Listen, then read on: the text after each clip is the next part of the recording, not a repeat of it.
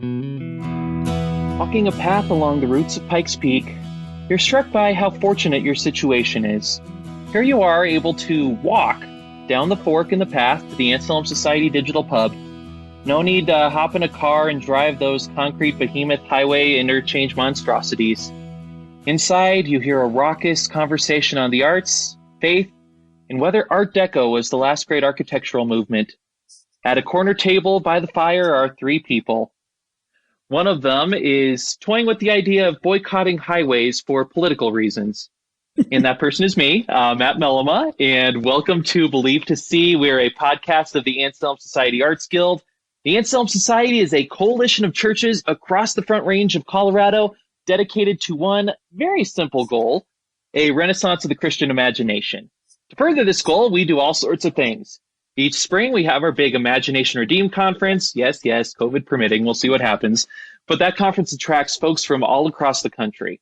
We also have a regular slate of concerts, lectures, and other events designed to foster love and understanding of arts and faith. And finally, we have our own Guild of Artists right here in Colorado Springs. And some of us, when we aren't gilding or artisting, we like to podcast. Therefore, we have Believe to See. To find out more about the Anselm Society, please visit us at anselmsociety.org. And once again, if you have just a few seconds, you can do it right now. Hop on to iTunes, Spotify, Stitcher, wherever you get your podcasts, and rate and review the show. Your 5-star review helps us a ton. We really appreciate it. And yeah, you know the drill by now, and you could be done with it by now. That's how easy it is. All right. So, Mandy? Yes. Hello, Matthew. The show, I've been looking forward to this for a while, and that's because this is one of those things where it's a topic I really enjoy ranting about. Have you heard me give my architecture rant before? No, I have not, but I can imagine it. I've heard other rants, and I can imagine, and I'm ready for it. I'm here for it. Well, good, because I've given, as far as I can remember, at least 2 architecture rants on this podcast. Mercifully for you, they weren't ones where you were co-hosting, but I've given at least 2 of these in the past. And also, well, I don't know how I missed that. I'm a good listener. Darn. Oh, well, go ahead. Sorry. And also, I give very similar lectures or rants to my wife. Poor Danielle. She is so patient with me. So you'll imagine the problem with my rants about architecture is, I care about the issue, but I'm an English major. I don't really know my stuff. So you should imagine how really, really thrilled I was when I found out that there's this guy on Twitter who seemed to have all the same opinions as me, but here's the key difference. He's an actual architect who actually knows his stuff and can actually put it in terms that an actual expert would have. So that is our guest today, Erik Bootsma. Erik, welcome to the show. Oh, glad to be here. Well, and again, my listeners owe you so much gratitude where you can give all the rants for me. They don't even have to be rants. They can be reasoned discussions by someone who knows their stuff. But Erik, why don't you tell for our listeners a little bit about who you are and the sort of work that you do? Well, thank you. I appreciate being on the show.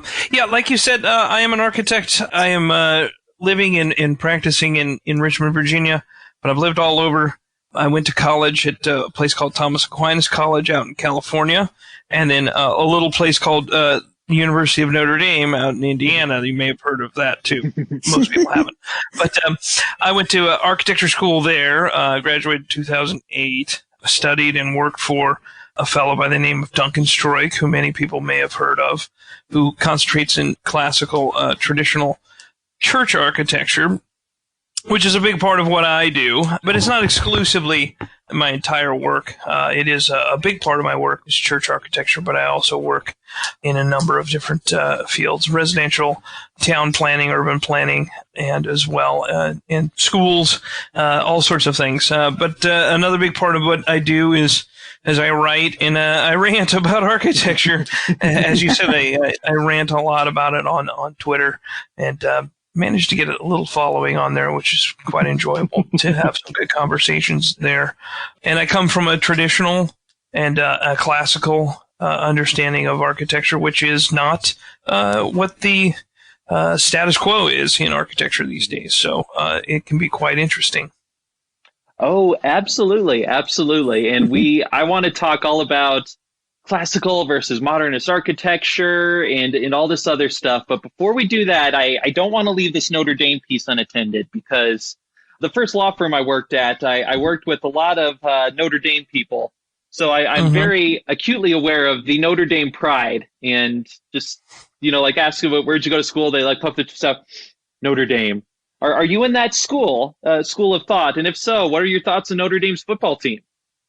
Well, I've enjoyed the season's been going pretty well, at least for football. We'll see what happens when we actually get to the big show. It always seems to fall a little short on that. I went to graduate school there, so my sort of pride from a lot of people is not quite as much. The undergraduates tend to get a bit more sort of dyed in the wool than I. But I am actually quite proud of the fact that I went to Notre Dame Architecture School, which is as far as I know, still the only entirely classical and traditional school of architecture in the entire world, which is quite an achievement and an indictment of the way that architecture has evolved over the last century. And so I am quite proud of that. I enjoy that. I'm hoping, though, that that won't be the case, that they're the only one. Not that they'll get snuffed out, which some people would like to see, but that we're starting to grow and getting programs in other places that teach classical architecture and traditional architecture. And so I, like so many others that I graduated with and have worked with over the years, we're always constantly trying to build up new programs to teach and to pass on this knowledge, which for a long time has just kind of been dead. For reasons that we will soon get to, I certainly hope you're right that Notre Dame won't be the only one in this tradition for long. So before we get to that, Mandy, I need to ask your architecture priors. You were telling me before we started recording about the research you did for this. Are you on team classical or do you have some modernist sympathies that you should just get out in the open now? No, normally when I see a modernist building, I just say, why? I don't understand. I don't get it. But no, actually I was a homeschool mom. They're all old now, my children, but when they were in elementary school, we actually did a unit on Louis Sullivan, and I love him. And my older daughter, Emmy, got so excited by it that she wanted to go to Chicago because that's where the majority of his buildings were. And she went on a trip with my sister who traveled a lot at the time. So I think Emmy was like 7 or 8 years old and going around being a Louis Sullivan fan. And then we actually just saw his Guarantee building last summer in Buffalo. And that was interesting because they have a whole thing on the first floor where they show you all these photos of the travesty of renovations, quote unquote, that poor building had gone through. Inside, they were like drywalled over all these intricate carvings. So anyway, it's all been restored now. So it's all good. We can breathe. I do have strong opinions about architecture. So I'm your girl. For the co-host. Good. I didn't vet you before I asked if you wanted to co-host this one. So that's good to hear. Yeah. So yeah, let's dive into this topic and let's start with some definitions, Erik. So I feel like a lot of us have this sort of intuitive sense of what we mean by classical, modernist, all this stuff. But just to make sure we're all dealing with, we're all working off the same page. What do you mean by classical architecture, and what do you mean by something like modernist architecture? Well, to get into what classical architecture is, first off, again, definitions are great.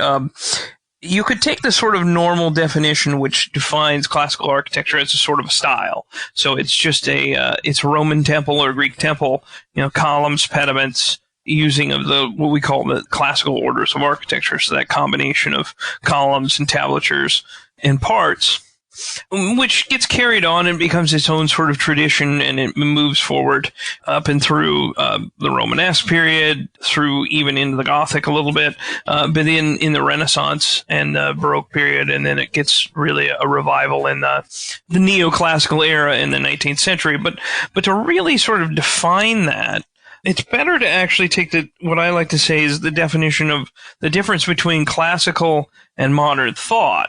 Mm-hmm. And really, I've summed that up. And a good friend of mine who's a philosophy professor, he teaches at University of St. Thomas now in Houston, but a fellow by the name of Tim Furlan, who would always tell me the difference between modern thought and classical thought is that in classical thought, reality is something that's out there to be discovered. In modern thought, reality is something that we create. And so it's, at least in conceptual thought terms, that's definitely true. That's the difference, is that and we're talking about architecture. In classical architecture, we look at beauty as being one of the highest ideals of that. That's something to be discovered. It's something that's there already that we're coming to find. We stumble upon it. We come to understand it, and we communicate it back.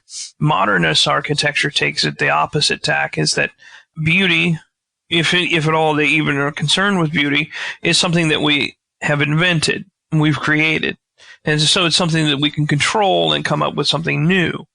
And what it does is it emphasizes this idea that innovation and coming up with new ideas is the most important thing. A classical architect, on the other hand, looks at things and says, is this going to be beautiful? Is it going to respond to what human beings have always responded to in beauty and creation? And so we're looking at places that have worked already. We're looking at precedent. We're looking at the past, but we're also looking to be innovative in the real truest sense, in the sense that we're trying to create something new and beautiful at the same time. And so it's sort of working within the rules, quote unquote, but they're not really rules. They're things that we've found out there in nature. You know, and people talk about all the time, and they always bring up the golden ratio. It's always that sort of thing, which is convenient to use. But, you know, it's a ratio which breaks down. It works through the Fibonacci sequence. You see it in shells of the nautilus, etc. It's something that occurs in nature.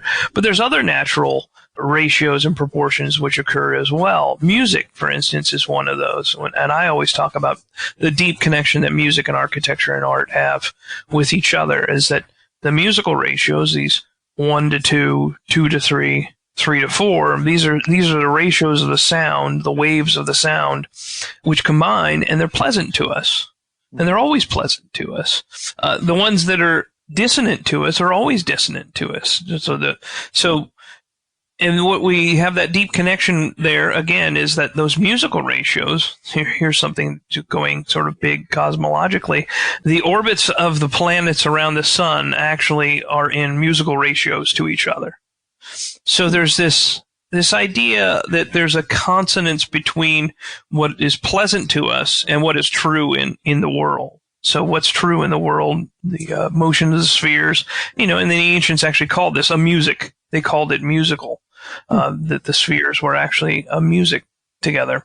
And it's something we discover, and then we reflect that back out in the art that we create. That art can be extremely creative. It can be extremely innovative, but it's always sort of referring back to these truths that we find in the universe. There was a great, there was an architect who, the University of Notre Dame gave their highest prize, the Driehaus Award, the highest prize for traditional and classical architecture, to a fellow from the Middle East by the name of Abdel El-Wakil. I think it was about 10 years ago they gave him the prize. But he had always said, well, the architects are always talking about what is original. And if we really unpack what original means, it means going back to the origin, to the center, to the source. So what we're trying to do is find the source of all of that beauty, right? We're trying to find the source of those things. So when we look out in the universe, we see things, we look at music, we see these things. These things are all pleasing to us and therefore pleasant and beautiful, but they're all referring back to that same thing. That's really an interesting way to look at it. And I like the examples you gave from nature because, you know, it's easy to think, oh, you guys saying you discovered beauty, you didn't just pull that out of a hat or like you read it in Aristotle or whatever, but there's actually really objective reasons to think this. And you can see the evidence for that in the fact that, you know, most people seem to agree on the buildings that are beautiful. You know, it doesn't take rocket science to figure that out. But something else that struck me along with that. So there's, you know, reflecting back nature, the aspect that you just mentioned, but there's also just the accumulation of tradition. seems to be another big part of it. I was thinking about a piece I read once talking about, just some similarities you can see between, different cultures around the world. Like there's aspects of architecture, like city planning you can see in Europe, the Middle East, Asia. It's just like the accumulated knowledge of the generations about, hey, how do you build a city that works for people? Hey, how do you build a building that is useful and that people find beautiful? Is that another aspect that is an important part of the classical tradition? And if so, is that something that the modernist movement may have neglected, to put it delicately? Yeah, I think that's certainly the case. There's sort of two sides to classical architecture. The first, which we just talked about philosophy, and then the other side is tradition and culture. Culture is a huge part of that. And so the philosophy of classical architecture is in a way universal because it's universal to all human beings all across the world. All music in the world conforms to what we consider tonal music.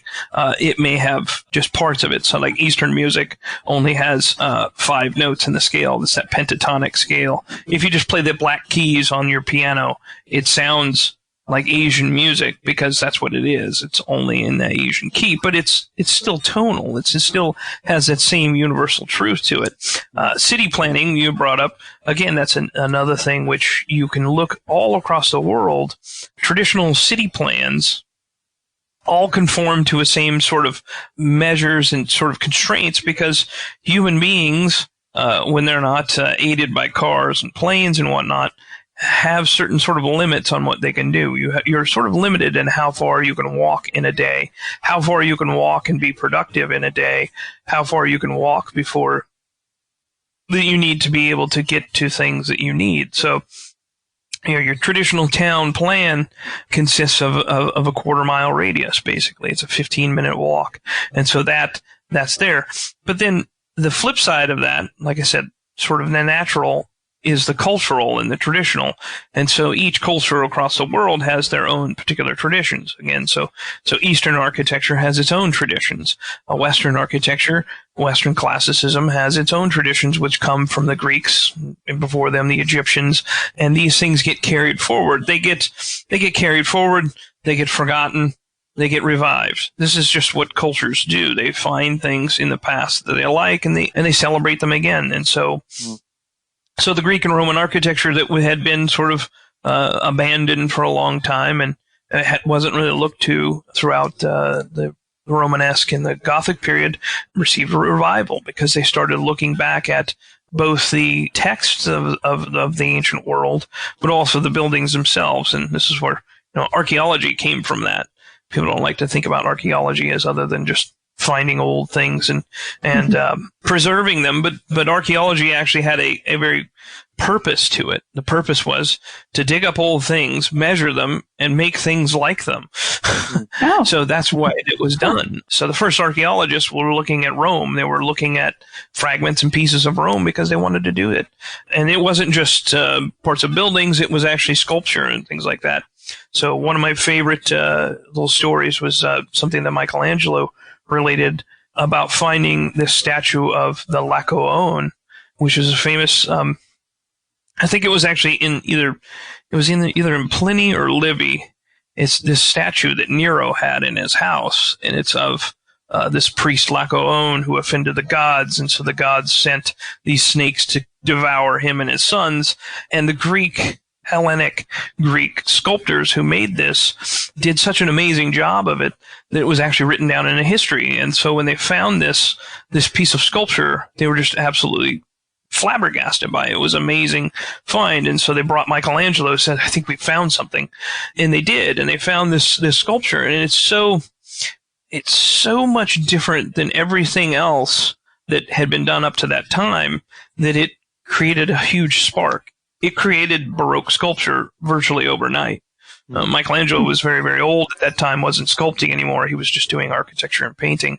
But immediately after, Bernini starts doing it. And again, this is a hard thing to sort of describe on a podcast, but it's these figures in this, they're twisting and contorting, and they're in basically a spiral. And so what you'll find is later Baroque sculpture comes out of that. Bernini has that same sort of twisting in, for instance, his sculpture of the David. It's this tension of like a spring. And then, Bernini does this too in architecture. He does it in these amazing twisted columns in the Baldacchino at St. Peter's. Now, of course, those have tradition to them, but it really sort of reinforced it, that this spiral that they were finding there had this tension and this new thing. So the tradition was there, but had things that were revived and brought into it and created something entirely new. And so tradition's not something that it's something that, again, it evolves. It comes and it goes, it waxes and it wanes.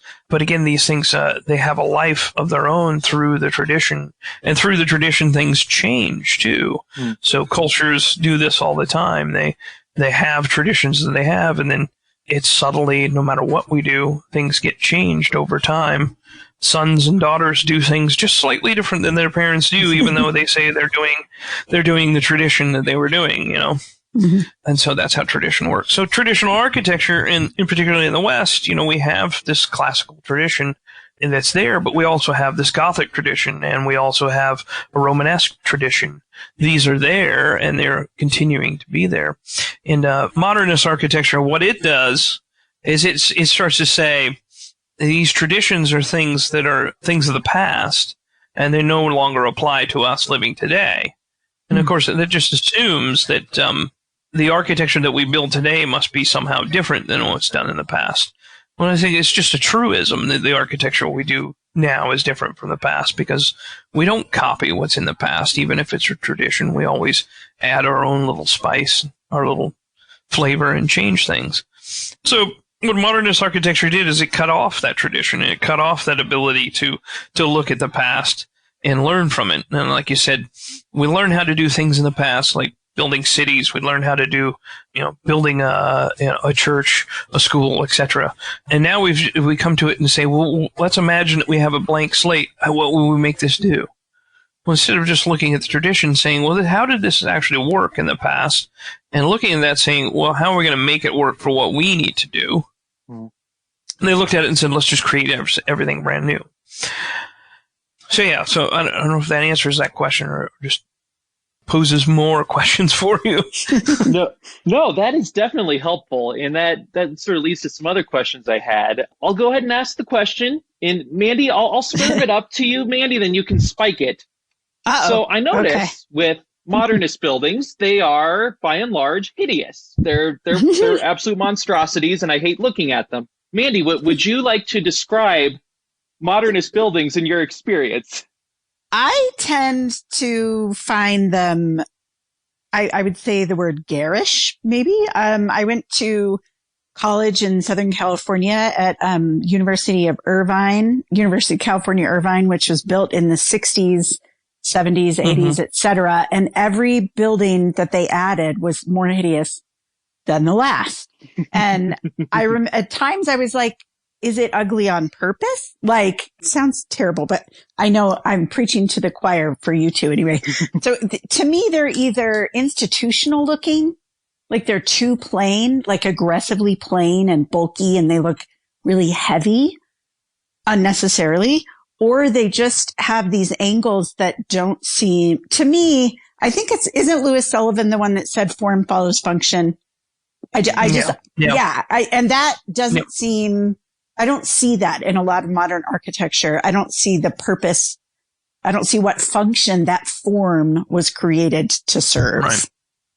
Well, it was interesting that Louis Sullivan was actually incredibly traditional architecture. He did incredibly traditional architecture, and his essay, which he wrote, in which we get that term "form follows function," he was actually talking about the form of a skyscraper.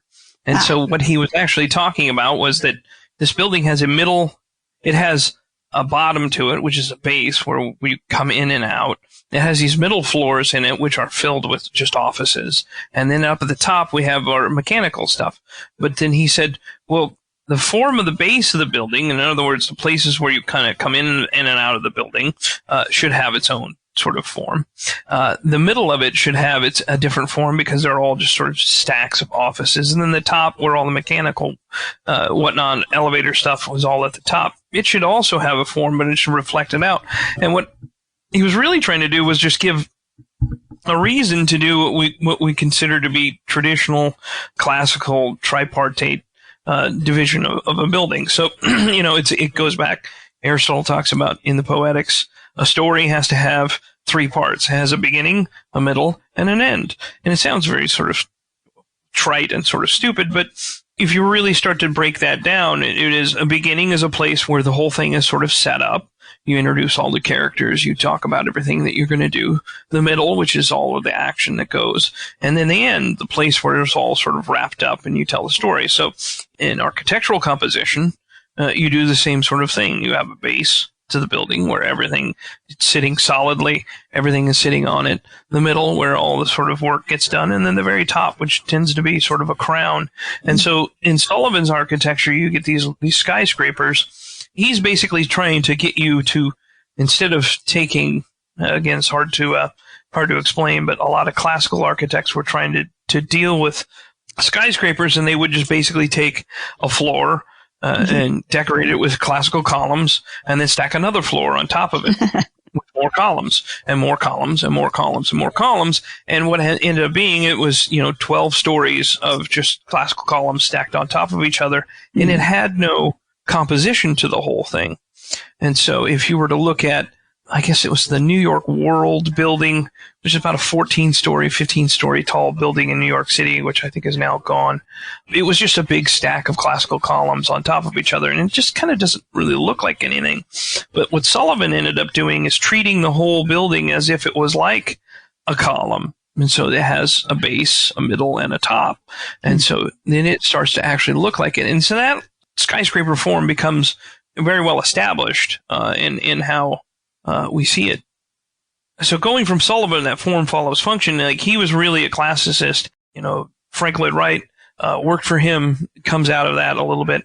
But then the modernists come along, and they start to actually talk about the fact that architecture really shouldn't express anything other than function in the very barest sense of the function of a building, meaning it should only express the structure of the building.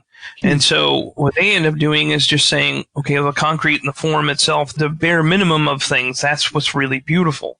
What's really beautiful about the building is that it shows this quote unquote honesty in its own structure. And of course, this is like, it's always funny to me because I always think about how the fact that if you read enough novels or something, sooner or later the author of a novel will start making the hero into an author. Movies, the hero is a movie maker. They start becoming more and more self-important about it. So architects basically said, well, I have to understand all the structure about this building. They've made structure into a heroic sort of art. And so what we have to do is express all this structure. So the modernist architects said, well, if we express all these things, they'll be honest, they'll be good, and it'll be functional, and everyone will have a home, and everyone will be happy, and it will be beautiful, and it will be amazing. And if we just strip it all down to this very basic thing, then human beings will respond to this because they respond to the structure, just like I do. But it turns out it didn't actually work that way. People actually sort of hated it because it was this utilitarian, boring, and inhumane place that wasn't home to anyone because they hadn't made it a home to them. There was no sort of expression of deeper things in the architecture that people started to like. And so what happened is you get, throughout that whole sort of thing, the Bauhaus start with this sort of lots of glass and steel. And then in the 50s, they start to say, well, again, what's the most honest thing that we can do in this modern time we have? Well, it's concrete. And so they come up with brutalism. It's called béton brut. It's made honestly by unskilled workers who are making this big, ugly thing, which is without any skill. And that's the most honest thing. And people love this. And that really was the philosophy behind it, was that you were making these things which are just very basic. And there's some architects who really like this stuff. There's a certain sort of terror to this stuff, which is sort of appealing in a way of sort of like looking at German gun emplacements or something like that. There's something impressive about it, but it's God, who'd want to live in a place like that? And so Back in the 70s, people started rejecting it, and then it became postmodernism. Because the postmodernists started to say, well, everything you guys told us what modern architecture would do, it would make people happier, it would make the world a better place, it would make everything great because we were so honest about this thing. None of these things actually happened. And so they said, well, let's just throw out all these rules, which you're saying, it's a very famous Robert Venturi, who's an architect, who's still alive. I think he's quite old now. But he always said about the modernists, their mantra was less is more. And he said, less is a bore. And so he started saying, well, let's just do everything. Anything goes. Well, anything goes. It was very interesting. This is how modern new classical architecture sort of got its start, because they started looking at classical stuff. And of course, they started looking at it as sort of a joke, and they started putting it in there, and they started mixing it up, and they said, well, this is just amazing because we can do all these different things. But what it really came down to is they basically said, not just rejecting the truth that the modernists were trying to tell us, they ended up rejecting truth altogether. And so what we ended up with now is architecture which doesn't have any order to it whatsoever. It has no meaning to it.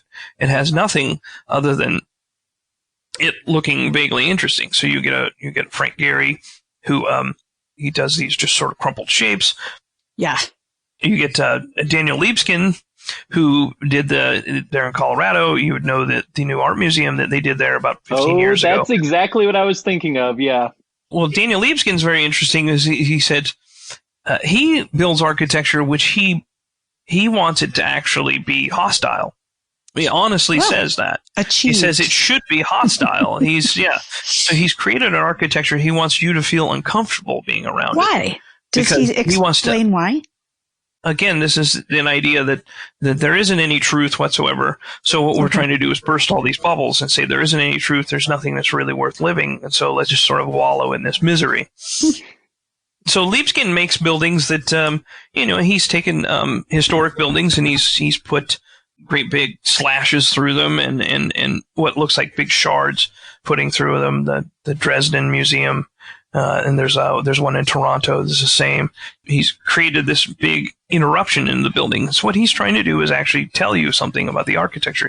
He wants this architecture, which is classical or traditional architecture, that says it's trying to state, there's solidity, there's order, there's beauty, there's harmony. He's trying to actively say there is no beauty, there is no harmony, and there is no goodness. There is no comfort to be found. So he wants you to have that. So there's also lots of there's lots of great sort of parodies of architects like this, but they're deadly serious about this. That they don't believe that any of this stuff really has any meaning to it. So we continue to get architects like this, and so all of these things, again, they don't respond to anything that we know and feel through just being a human being. A lot of times these buildings, they're oppressive in their construction. They're gargantuan. Now big is not necessarily a bad thing. St. Peter's in Rome is a gigantic building, but it still responds to you in that it is proportioned to you in the building. So you feel extremely small in this, but extremely magnificent at the same time. But you get something like Libeskind's building there in Denver. It's huge, but it's looming over you in a way that's very disturbing. So you have all these things that, again, they're trying to make it look not beautiful. I think a lot of them would say that they don't really care about beauty. That's not their point. So, Mandy, when Erik said he was describing postmodernists, I was thinking about the art museum in Denver, thinking like, yep, that fits it. And the admission that he wants me to feel like the building is being hostile to him, he's like, yeah, that fits. Is that your experience with it too, Mandy? Do you like the building threatening you? No, it looks like it's going to stab you or fall on you. I don't understand. It seems like the only possible result of having a bunch of buildings like that is really angry people. And if you're intentionally saying there's no comfort anywhere, as you were saying, Erik, but then what? I don't understand. I also think it seems to me that a lot of the modern architects, they're sort of monuments to themselves. Like, this needs to look so different that everyone will know that I made it. So it's very self-aggrandizing. And I think that just follows that, of course, they don't care what impact or they don't give thought to. I don't know if I can say they don't care, but they don't give thought to the impact, the real impact on the emotional and mental state of the people walking around the building they made. If they don't give thought to that, that's odd to me. Right. They either give no thought to it or they think that they've created a new way that people will live in this sort of new time instead of looking back to way that people would actually live, in the past that we always have. But I think what's interesting is that you brought up about it being, uncomfortable. Something being simply uncomfortable isn't necessarily a bad thing. In art, when we watch a movie or something, it always happens that there's a conflict, right? Things get uncomfortable in the movie, but there's a resolution at the end of it. And so what modern architecture doesn't give you is that resolution. It doesn't make you feel as if something's out of place and then everything comes back together with a resolution into order. Classical and traditional architecture generally do that. They make you feel at home. They make you feel like this thing has been resolved. It has a purpose and has a meaning to it. And it resolves itself in residential architecture. You feel comfortable in the place where you're at. In civic architecture, it makes you feel that there's a solidity and a permanence and a trustworthiness to a particular civic building or something like that. A church, again, the idea of transcendence and divinity that's going to be there. But when you've sort of removed all of those things and you just said, well, here, I'm going to sort of, in a sense, sort of wallow in a particular discomfort, you're going to have some problems. Right. Yeah. So a couple thoughts and then another question. Just some thoughts in response to what you were saying. It seems like the overwhelming themes here, and again, it's a soapbox issue for me, listeners, so I know I'm probably there's a good chance of being unfair, but it seems like the things that define, whether talking about brutalism or postmodernism, it's arrogance and elitism. It really, what it seems is what it comes down to. When you look at brutalism, instead of going like, hey, these are what we observe in nature, these are what we've been learning, this has been passed down as effective and beautiful buildings, brutalism's seems like a bunch of dudes in a laboratory like, hey, I have a cool idea. It's like concrete is beautiful. And all the other guys in the labs are like, yeah, that's a great idea. And it turns out it's ugly, but they tried it. Or postmodernism, the architect in Denver is like, hey, I have this cool idea. Life is meaningless and people are the worst. Deal with it. Yeah. And we all have to deal with it because this one powerful person on high has apparently open disdain for the masses that he's building a building for. And what we're left with is, when we're walking around downtown Denver, which is a beautiful city, we have to deal with this ugly, hostile art museum.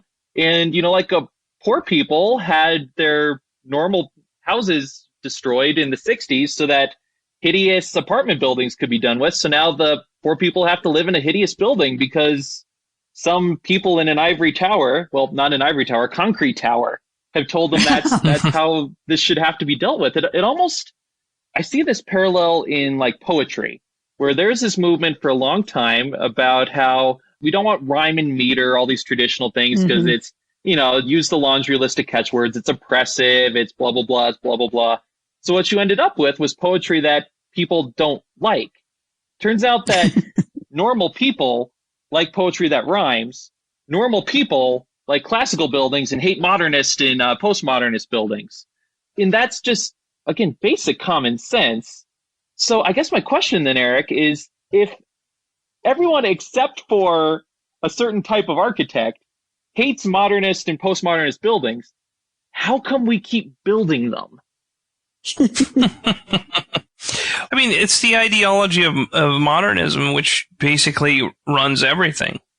I like to talk to my friends who are in politics, in philosophy, who are traditional conservative in these things, and they say, well, we're really oppressed, and we're an oppressed minority within academia. I said, yeah, okay, but you're there. If you're a traditional or classical architect teaching in a modernist school, you simply you don't get hired. You're not there. They don't teach them. They don't teach you anything about this. And I mean this in absolute seriousness. Notre Dame is literally the only school that's out there that's doing this. There's a couple of places that are having small programs, but in general, the hegemony of the modernist movement, and I don't use that word lightly, is nearly complete. And so what they've managed to do is they control all of the organization, the AIA, the American Institute of Architects, all of the architecture schools, and a good part of the building community, all are modernist architects, and it's a self-reinforcing monopoly that's there. And it's only really now in the last 20 or 30 years that we've been able to get sort of a nose under the tent in some of these things, and that to be able to get a place at the table. Actually, one of the things that was the most amazing thing was back in the 80s, Prince Charles over in England gave a speech on architecture, and he called a modernist building, I think it was the Lloyds of London building, which is really hideous. He called it a carbuncle on the face of a beloved friend, and it absolutely caused a furor. But the thing is it brought classical architecture to the table. And in the United States, we haven't been able to do that very much, although this last year there's some rumors about trying to get an executive order to institute classical architecture at least for federal buildings and for Washington, D.C., that the modern establishment just absolutely savaged it. I mean, it was the most brutal and vicious savagery that I've ever seen. I mean, the press against this was the usual sort of cliches. They're all just a bunch of retreads. They want everyone to be wearing wigs and hoop skirts.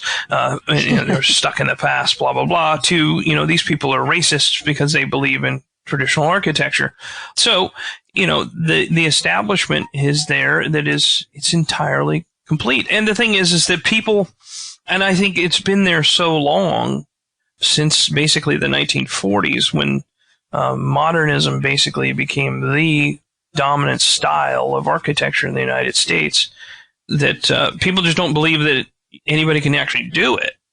And so when a lot of times I meet people and they say, well, you're doing stuff with columns and you're building buildings that are classical buildings. I mean, I bring up the courthouse that was built in Tuscaloosa, Alabama. It's a Greek Doric temple, and it was built out of stone and fine materials, and with beautiful art in it, and it's a beautiful place, and people love it. It was expensive. It wasn't terribly expensive, but in general, it was at the same price or less than what a modernist building was done for.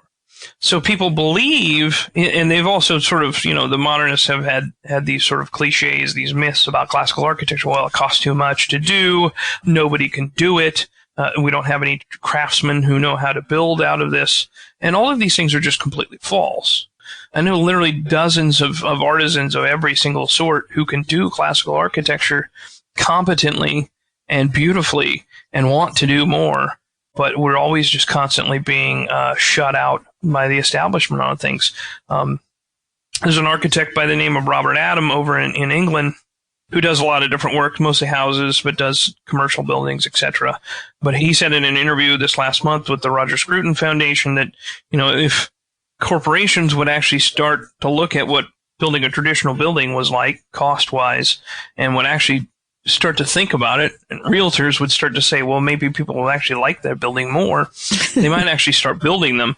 But they've just been convinced that this is just the way you do things, So like an office building should be built out of glass. And nobody ever stops and says, maybe it's not the best way to build an office building. Maybe actually having less glass is probably a better thing. And actually what they find is most people do like to have a little bit more privacy, and then also talking about sustainability, having a traditional building is actually more sustainable energy-wise, which only makes sense because glass is just a terrible insulator. So heat and cold glass, it goes right out, in and out. So why don't they get built is, again, the entire establishment is there that says this is the only way to build. But when we're actually presented with alternatives, people are surprised you can actually do it. And again, they do prefer it too. I mean, the National Civic Arts Society just did a poll of federal buildings and people's preferences for them. And they had a reputable polling. They would put a modernist courthouse next to a traditional courthouse, and the traditional one won every single one of them head to head. And it wasn't even close. It was like 70 or 80% on average preference. So we were getting like 15 to 20% preference for a modernist building. So why do we keep building this way? Yep. But again, people are just convinced that we can't do it. So. Yeah, that is one of the things that has struck me as I've started to like dip my toe into this area, because I always assumed that for some mysterious, nebulous reason, like, oh, you know, those old buildings they're much more beautiful, but we can't do that now. It turns out, no, they're very feasible cost-wise. They're more beautiful. They last longer, you know, all these really nice things. That I don't think it's an accident that in pretty much any town, the most desirable neighborhood is the one that happened to be built, you know, up before like the 1950s. Like, that's not an accident. But yeah, a lot of what you say, I'm trying to figure out, is there hope? Part of me thinks there has to be hope, because again, this is common sense. People like classical buildings, and unless you are literally educated in modernist architecture, you think modernist architecture is hideous. So you think that eventually will catch on. You know, I've seen the plot of all movies. There's like this small, powerful group of people who are like oppressing the masses. Then finally, the one hero will rise, and you know, all that stuff. So you think this is going to happen eventually. But I guess, Eric, my final question for you on this topic: what are ways all of us, you know, just general listeners who like good architecture and value it, what can we do to help there be more architecture that's good in our communities? Well, there has to be hope. Otherwise, I wouldn't be doing what I do. To help do classical architecture, to bring it about, I would say ask for it and demand it of your city, of your town, of your church, of your city hall, of your representative who has the ability to help shape the architectural future of wherever you live, can be somebody to convince to do this. And then, but also you need to get educated on what is actually available and possible. You know, there's an incredible amount of resources out there, and you can look for like the Institute of Classical Architecture and Art.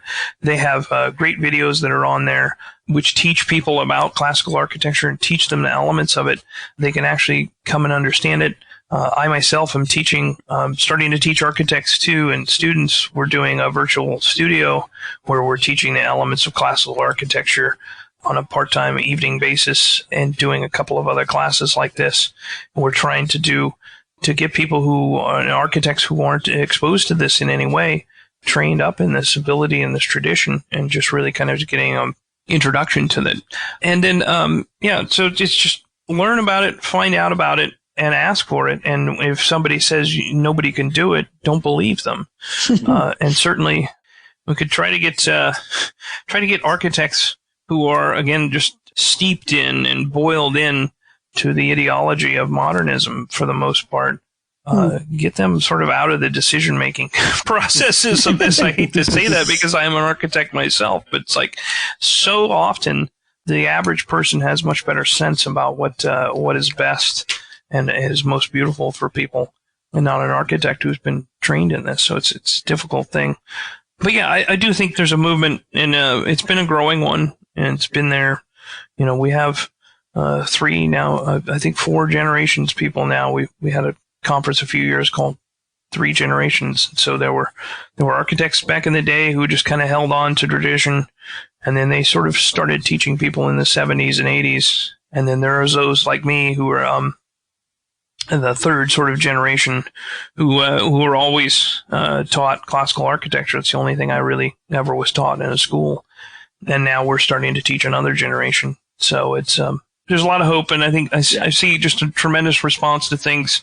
Again, there's Twitter following of people who are in favor of traditional architecture, who are they're just massive, and people love to see it. But it's nice. I mean, technology is a thing that's a double-edged sword. It can be very bad, but we can also connect with people in ways that we're just not able to do in the past. I just recall, I'm in my 40s now. When I was a kid, if you wanted to look something up, you had to look in the card catalog and pray that you could find it. But now you can find almost anything in an instant, and it's just really amazing. And you can find craftsmen who are doing amazing work, artisans and artists who are doing amazing work. And I've been connected with so many of them over the years that it's mind-boggling to me that somebody would say, well, you can't do that. And I was like, I'll give you a half a dozen people who can do it right now and who are dying to do it for you. So, yeah, I mean, architecture is tough because the patronage is a tough thing, and it costs lots of money, and it takes a lot of time, and it takes a lot of planning, It's,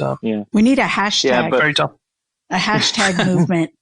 I don't know. Yeah. Think of something snappy, Matthew. Okay, I'll get right on that. But again, and it is so frustrating in so many ways because, it seems like a lot of cities are being ruined because a small number of elites are in this bubble, and they choose to inflict on us poor masses things that look like giant concrete alien eggs that are pupating. But like you said, Eric, I think there is reason to hope. I've noticed more of a groundswell of just noticing people like, hey, it's possible, and hey, I prefer buildings that are beautiful to ugly buildings. Fancy that. Like you said at the beginning, Eric, if we believe that beauty is something out there that we can reflect in our ways, then it only makes sense that if we do that successfully, people will be drawn to it. And I think will respond. The evidence is yes. I think people have already shown that they do. All right. So, Eric, thank you so much for all of this. It's so great to have the feelings inside me be articulated by someone who actually knows what they're talking about. So that is wonderful. Really quick, we need to at least touch on this because I would be remiss if I let a fellow Friesian come on the show and then not at least have us address it. So everyone, I knew he was going to do this. You may have wondered, listeners, what nationality my name is because it looks weird. I know it looks weird. I know you probably can't pronounce it, whatever. My name, Melema, is Friesian. It roughly translates to son of Mel, the Miller's son. And Frisia is an actual place with actual people. We have a language and culture. It's part of the Netherlands. It's also into Germany and part of Denmark.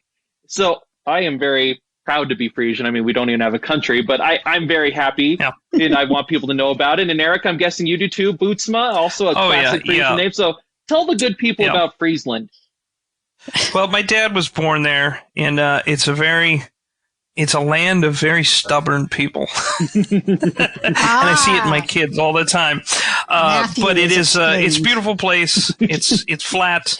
There's a lot of cows, but it's incredibly green, and it's a beautiful place. And but no, it's a culture in and of itself. It's been there. I was just looking at something about some ancient cultures, and the Friesians have been there for 2,000 years. So they are stubbornly hanging on to the place that they've always been to.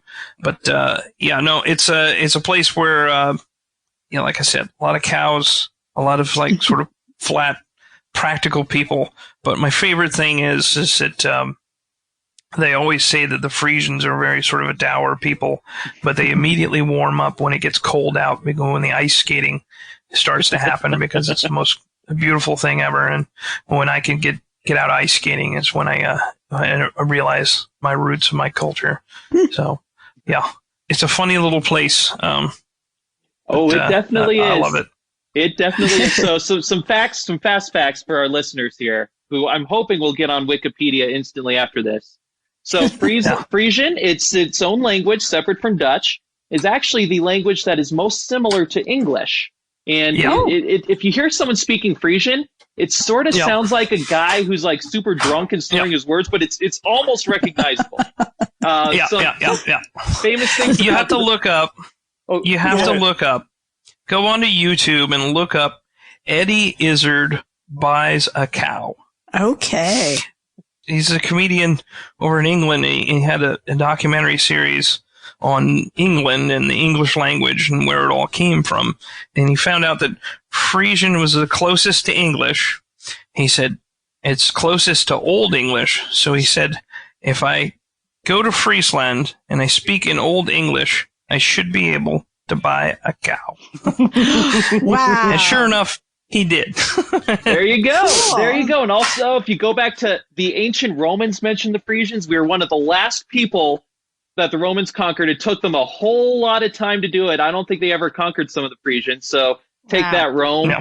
And also the Friesians, we have a famous breed of horse, the Friesian. It's the horse that Zorro rides. It's very popular in Hollywood. I know of Friesian horses. Okay. I was trying to remember where I knew the word.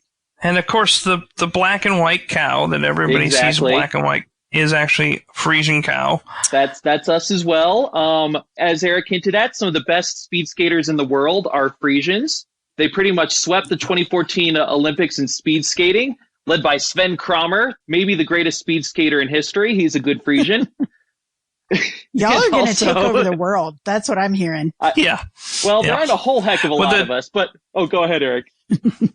Yeah, I mean, the most sort of famous thing that they have there is what they call the Elfstedentocht. It's the 11 cities tour. And so I always like to, I see all these folks and they have the bumper sticker that's 28.7. And I said, here's the thing.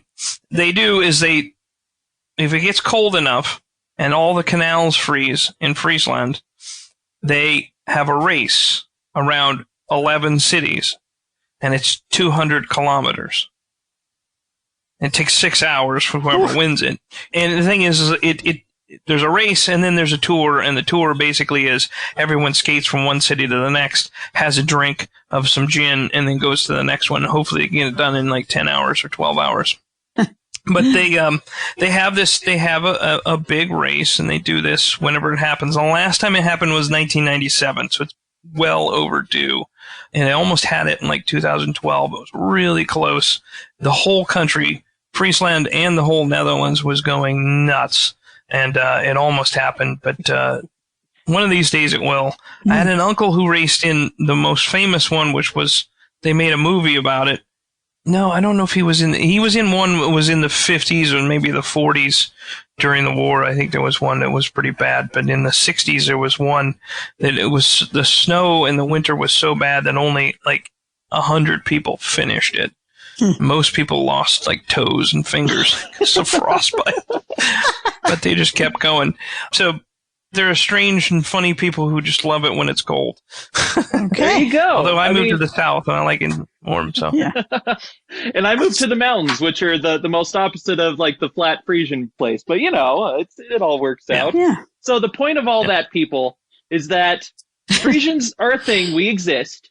And we're pretty interesting. So check us out on Wikipedia. Look at that YouTube video. Maybe watch some speed skating.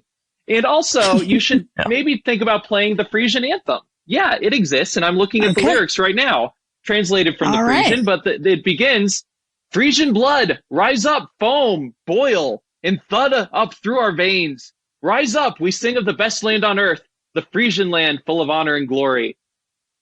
I think there's no better way to end a podcast than on that note. So, Eric, Mandy, thank you both so much. Eric, where can we find your work? Thank you. You can find me on Twitter, and it's Erik Bootsma, at Erik Bootsma, ErikBootsma, on Twitter. Or you can find me on my website, which is bootsmadesign, all one word, .com. All right, perfect. Well, thank you both again. Really appreciate it. Really enjoyed this conversation. And as you all can probably tell, things are winding down at the Anselm Digital Pub. The fire is down to embers. The customers are trundling home. And you're about to take a shot of gin before ice skating through from town to town. Once again, Believe to See is a podcast of the Anselm Society. Thank you all for joining us, and we'll see you next time.